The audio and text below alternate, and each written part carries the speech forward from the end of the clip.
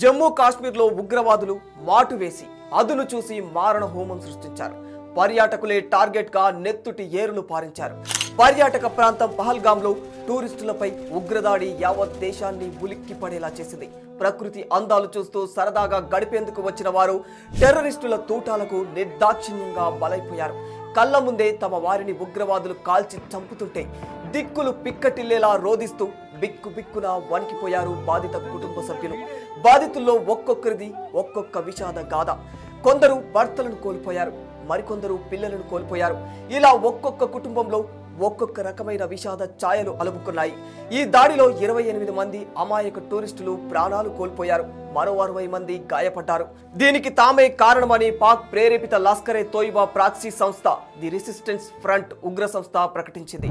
ఈ దాడిలో పాకిస్తాన్ ప్రమేయం కూడా ఉన్నట్టు భారత్ ఇంటెలిజెన్స్ సంస్థలు గుర్తించాయి.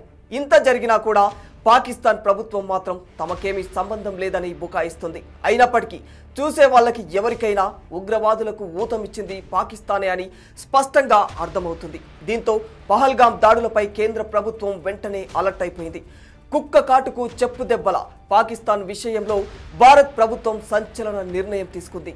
పహల్గాం ఉగ్రదాడి నేపథ్యంలో సింధు జలాల ఒప్పందాన్ని నిలిపివేస్తూ టెర్రర్ తూటాలకు వాటర్ దెబ్బ అన్నట్లుగా పాకిస్తాన్కు దిమ్మ తిరిగేలా భారత సర్కార్ బుద్ధి చెప్పింది. దీంతో ఈ నదీ జలాల అంశం ప్రపంచ వ్యాప్తంగా పెద్ద చర్చనీయాంశమైపోయింది. అసలు ఏమిటి సింధు జలాల ఒప్పందం? ఈ ఒప్పందం రద్దయితే పాక్ కలిగే నష్టమేమిటి?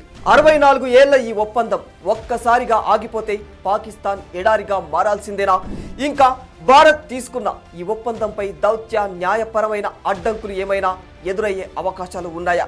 ఈ విషయాలన్నింటిపై ఈ వీడియోలో క్లియర్గా తెలుసుకునే ప్రయత్నం చేద్దాం. ఇక మ్యాటర్లోకి వెళితే ముందుగా భారత్ పాకిస్తాన్ల మధ్య ఉన్న జల ఒప్పందం ఏమిటో తెలుసుకునే ప్రయత్నం చేద్దాం. అయితే ఇరు దేశాల మధ్య విస్తరించి ఉన్న సింధు నది, దాని ఉపనదుల జలాలను సాగు కోసం, విద్యుత్ ఉత్పత్తి, జల రవాణా, చేపల వేట లాంటి అనేక అవసరాల కోసం వినియోగించుకునేందుకు గాను ఈ రెండు దేశాలు దశాబ్దాల క్రితం ఓ ఒప్పందం చేసుకున్నాయి. దాదాపు 9 ఏళ్ల పాటు విస్తృత స్థాయి చర్చల తర్వాత 1960 సెప్టెంబర్ 19న నాటి భారత ప్రధానమంత్రి జవహర్లాల్ నెహ్రూ, పాకిస్తాన్ అధ్యక్షుడు అయూబ్ ఖాన్లు ఈ చరిత్రాత్మక ఒప్పందంపై సంతకాలు చేశారు.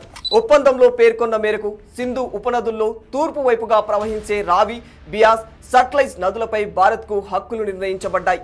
సింధు ఉపనదుల్లో పశ్చిమ దిశగా ప్రవహించే జీలం, చినాబ్లపై పాకిస్తాన్కు హక్కులు లభించాయి. ఈ నదీ జలాల వినియోగం ఇరు దేశాల మధ్య ఉత్తర ప్రత్యుత్తరాల కోసం ఒక సహాయక యంత్రాంగాన్ని కూడా ఏర్పాటు చేశారు.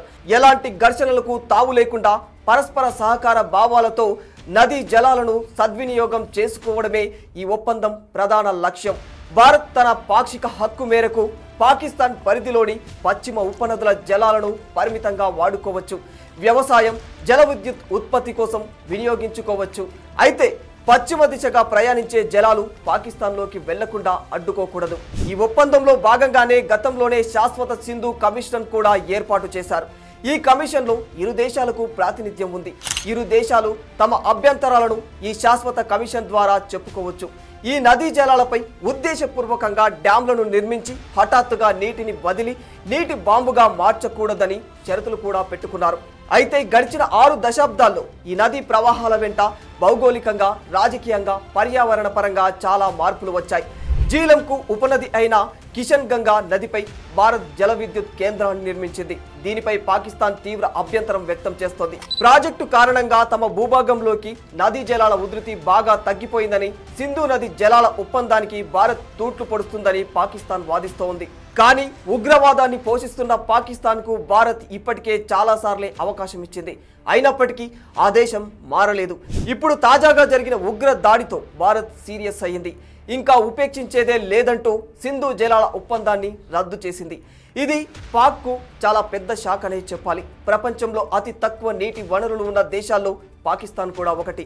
ఇంకా దీనికి ప్రధాన ఆయువు ఇండస్ రివర్ వాటర్ ఒక్కటే. మొత్తం ఆ దేశ వ్యాప్తంగా వ్యవసాయం సింధు జలాలపైనే ఆధారపడి ఉంటుంది. కాబట్టి ఇండస్ రివర్ వాటర్ ఆగిపోతే పాకిస్తాన్ ఎడారిగా మారిపోతుందనే చెప్పుకోవచ్చు. అక్కడి పంజాబ్, సింధు లాంటి రాష్ట్రాలకు ఇదే ప్రధాన వనరు. అసలే బలూచిస్తాన్, ఖైబర్ పంక్తుక్వా సింధు ప్రాంతాలు అతి తక్కువ నీటి వనరులు కలిగిన ప్రాంతాలు. ఇప్పుడు భారత్ ఈ నీటిని ఆపేస్తే ఈ ప్రాంతాలన్నీ ఎడారిగా మారిపోతాయి. ఇప్పటికే విపరీతమైన ద్రవ్యోల్బణం, పేదరికాన్ని ఎదుర్కొంటున్న పాకిస్తాన్ ఈ దెబ్బకు మలమలా మాడిపోవడం ఖాయమని చెప్పుకోవచ్చు.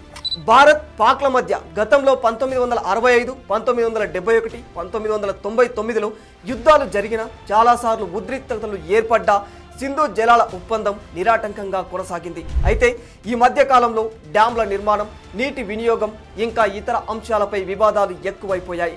కిషన్ గంగా, రాట్లే ప్రాజెక్టులపై ఇష్యూని పాకిస్తాన్ ప్రపంచ బ్యాంకు దాకా తీసుకెళ్లిందనే చెప్పుకోవాలి. కాగా ఎలా చూసుకున్నా సింధు నది ఒప్పందం వల్ల భారత్ కన్నా పాకిస్తాన్ ఎక్కువ లబ్ధి పొందుతుందనేది వాస్తవం. ఈ ఒప్పందం వల్ల సింధు జలాల్లో 80% నీటిని పాకిస్తాన్ వినియోగించుకుంటుంది. 2016 ఉరి ఉగ్రదాడి తర్వాత భారత ప్రధాని నరేంద్ర మోడీ మాట్లాడుతూ రక్తం నీరు కలిసి ప్రవహించలేవని ఆయన వ్యాఖ్యానించారు. 2023లో ఈ ఒప్పందంపై మళ్లీ చర్చించాల్సిందిగా భారత్ అధికారికంగా కూడా పాకిస్తాన్కు తెలియజేసింది.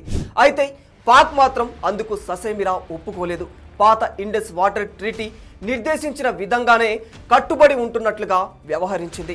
అయితే సింధు నది జల ఒప్పందం నుంచి తాత్కాలికంగా భారత్ వైదొలిగితే ఇకపై కేంద్ర ప్రభుత్వం తనకు నచ్చినట్లు ప్రవర్తించే వీలుంటుంది. అంటే జీలం, చినాబ్, రావి, బియాస్, సట్లెజ్ నది జలాలు పాకిస్తాన్కు స్వేచ్ఛగా ప్రవహించకుండా డ్యాంలు కట్టే అవకాశాలు ఉంటాయి. దీంతో పాకిస్తాన్కు జల సంక్షోభం కష్టాలు చుట్టుముడుతుందనే చెప్పుకోవాలి.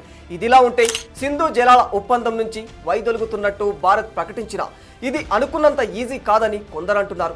ఇది అంతర్జాతీయ ఒప్పందం కావడంతో పాటు వరల్డ్ బ్యాంక్ మధ్యవర్తిత్వం ఉన్నందున భారత్కు దౌత్య, న్యాయపరమైన అడ్డంకులు ఎదురవుతాయని చెబుతూ ఉన్నారు. ప్రధానంగా పాకిస్తాన్కు చైనా, టర్కీ, ఇతర ఇస్లామిక్ దేశాల నుంచి మద్దతు లభించవచ్చని, చైనా తన భూభాగం నుంచి భారత్లోకి ప్రవహించే బ్రహ్మపుత్ర నదిని కంట్రోల్ చేయడం ద్వారా పాకిస్తాన్కు సహకరించవచ్చని భావిస్తూ ఉన్నారు.